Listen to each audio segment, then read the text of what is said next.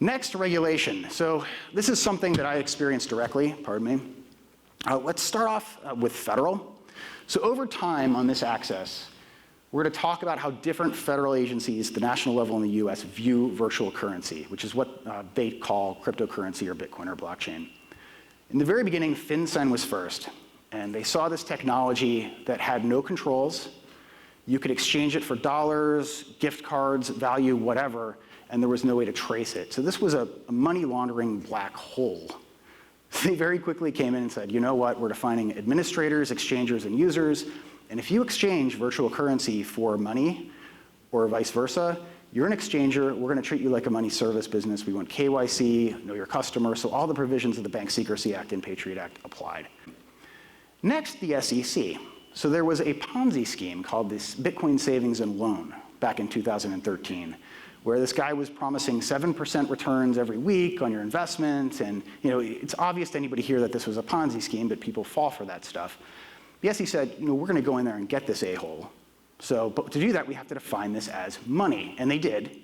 And I met the investigator who actually busted this guy, and he's handing them data and more data, and he's thinking he's kind of confused the investigator by overwhelming him with Bitcoin transactions. Of course, he's got 1,000 FBI agents, right? So they're able to reconstruct this universe of all of the Bitcoin transactions and sort of pick out the tumblers he went through to try to launder the money.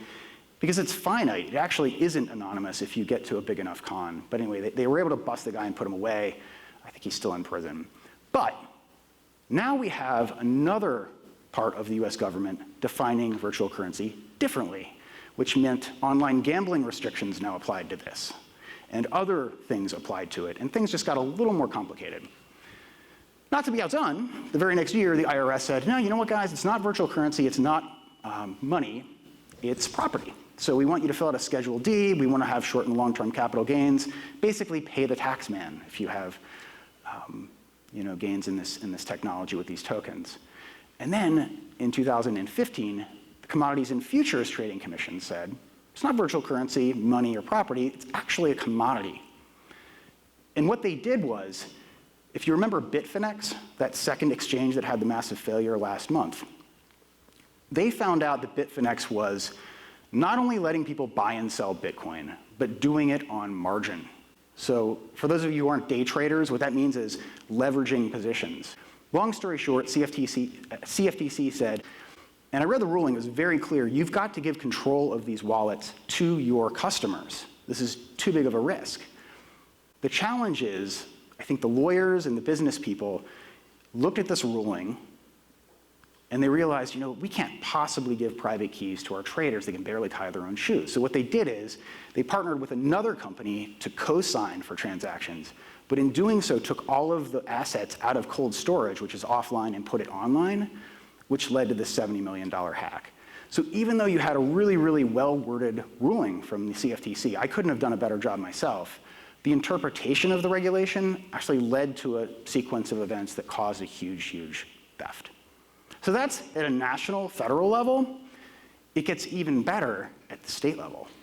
So at the very top, you've got regulated states, and at the bottom, you have completely unregulated states. New York has already passed the BIT license. So this is really, it's like money service business regulation, but it also has law enforcement provisions in it that are similar to what FinCEN has classically executed. So suspicious activity reporting, currency transaction reporting, you actually have to report that to New York in addition to FinCEN now. So you've got this duplication of really roles and responsibilities that was unprecedented. They've given out, I think, 1 BIT license, maybe 2. Dozens of companies are waiting, but most blockchain companies right now, if your IP address is from New York, sorry, we can't help you. So it's kind of wait and see. California has tried to pass AB 1236 twice. The Electronic Frontier Foundation called it a license to kill innovation. It's pretty restrictive. We'll see if that goes through or not. That's going to dictate if a lot of companies, I think, start in California in this space or not. A little more reasonable. These, I'm not going to read them, but these states, and again, I just want to repeat, my experiences calling these regulators, the 2 law firms I've worked with, they didn't match up completely. So just because you see a state here does not mean that this is, the gospel. You need to call and get a no action letter, or you've got to get licensing. That's how it goes. But these states have basically said, we don't really fully understand this. We don't know what it's going to be in 10 years, but we don't want you ripping off our citizens. So you're going to have to deposit surety bond money and really, assure us that you've got some sort of backing. So that's the position these states have taken. Lighter licensing, Wyoming and Pennsylvania have slightly tweaked the existing MSB money transmitter regulation. You could make an argument that this is actually worse or better, depending on your view. It's inconsistent, but they've made it slightly different. Mostly exempt, Texas and Tennessee. And then completely unregulated, New Mexico, South Carolina and Montana have never regulated money transmission, so it's more or less okay there at a state level.